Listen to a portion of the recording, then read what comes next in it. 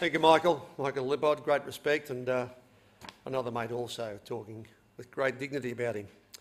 Draw your attention once again for our second DVD, Some More Life and Times.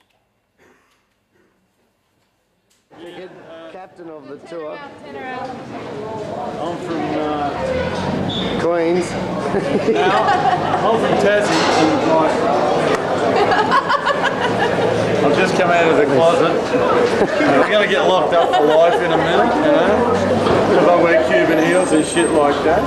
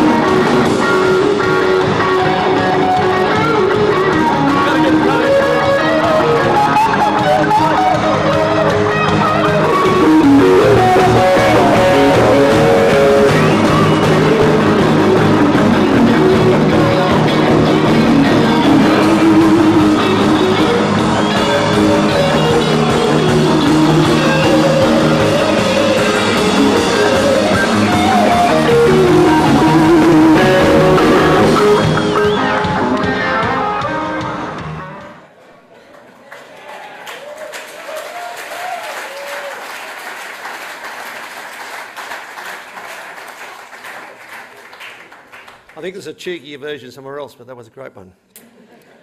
Mark Evans has the floor. Final brief tribute, Mark. I'm sure you can do it. Thanks, mate. Appreciate it. How do you follow that? Pickett stitched me up again. Wednesday, the 4th of June, 1975. That was the day I met Pat Pickett. I know this because there was an AC/DC gig at the Sundowner Hotel in Geelong. Pat was living in Geelong at the time, working at the abattoirs as a slaughterman. Pat had come along to the Sundowner that night to catch up with his good mate Bon Scott. Bon had a load of acquaintances, unfortunately very few friends. And Pat was the only guy that I can ever recall Bon introducing me as a mate. We were standing at the bar at the Sundowner bar, and Pat's first words to me were, "Want a pig's ear, mate?" The alarm bell started ringing for me because he was a slaughterman with a crazy glint in his eye offering me a pig's ear. That was my first true lesson in rhyming slang from Pat, and the start of a true friendship that I'll cherish the rest of my time. Pat got stuck in the pig's ear, eventually pouring himself into the AC/DC bus at the end of the night to be told by Ralph the roadie that the next stop was in fact Freeway Gardens, AC/DC's homes in North Melbourne. Pat stayed on the bus because we had, in Pat's own words, a couple of good sorts on the boil. It was the last night at the Freeway Gardens. I passed out on the couch after too much pig's ear and woke up in the morning to a tennis commentary. Newcombe to serve for the match, tosses the ball up high. That's a bit strange. I looked up from the couch and Pat was doing the commentary and all the actions, except without any clothes. Not a stitch on, except a pair of odd-coloured socks. Sorry, almond rocks. Oh, and using a frying pan as a tennis racket. Pat hit the winning serve, screamed out, "Nuke you beaut!" and sent his tennis racket flying straight through the lounge room window.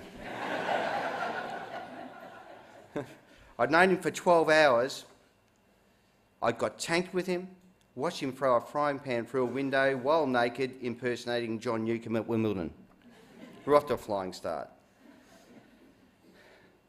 Pat took a breather, stood up, then said, "I'm going to jump in the Eiffel Tower and give my Yogi Bear a lemon squash because it's a bit 9:30.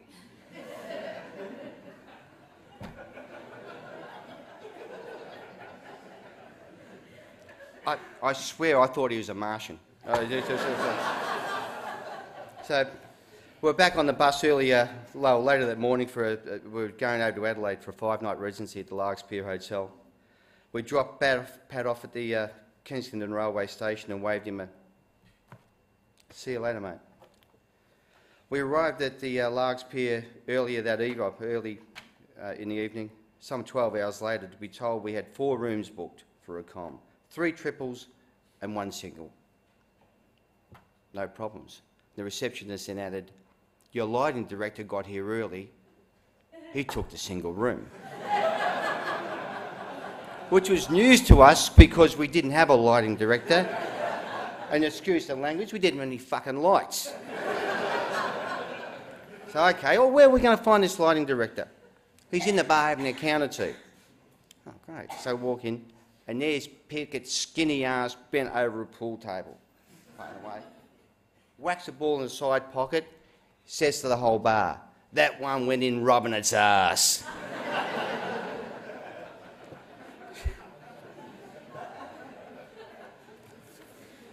Oh, dear me, Pat. Pat started with AC/DC as pretty much our court jester, doubling as security for Angus, but went on to be our roadie and big brother protector.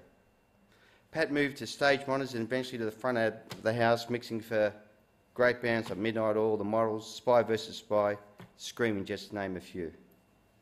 Pat always had time and sage advice for aspiring bands and crew members, but no times for mugs wasting his time. Pat was from the old school of road crews. Drink what you want, take what you want, get on with it, but don't screw the gig up because you're going to get your ass kicked. Pat was staunchly independent, forthright, always held his end up, never took a backward step, sometimes much to his own detriment. Pat was there to lend a hand, but asked for nothing in return. This was never more evident than in the last month. He took care of his own business. Pat is, without a doubt, the most uniquely individual person I've ever met. This is an unbelievably sad day. Our hearts go out to his family, of course. And it's perfectly natural to feel like crap, to experience that awful sense of loss that we all share here today. Pat has left us in the physical sense, but one can only truly be gone if he's forgotten. Is there anyone here can stand up and say they could forget Pat?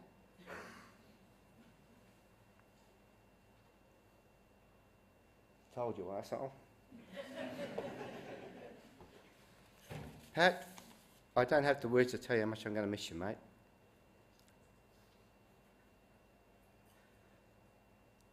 Keep this in mind, though. Keep this in mind. What would Pat want us to do today? What would Pat want us to do tomorrow? I can guarantee you one thing. Melbourne Bitter will be involved. See you later, mate.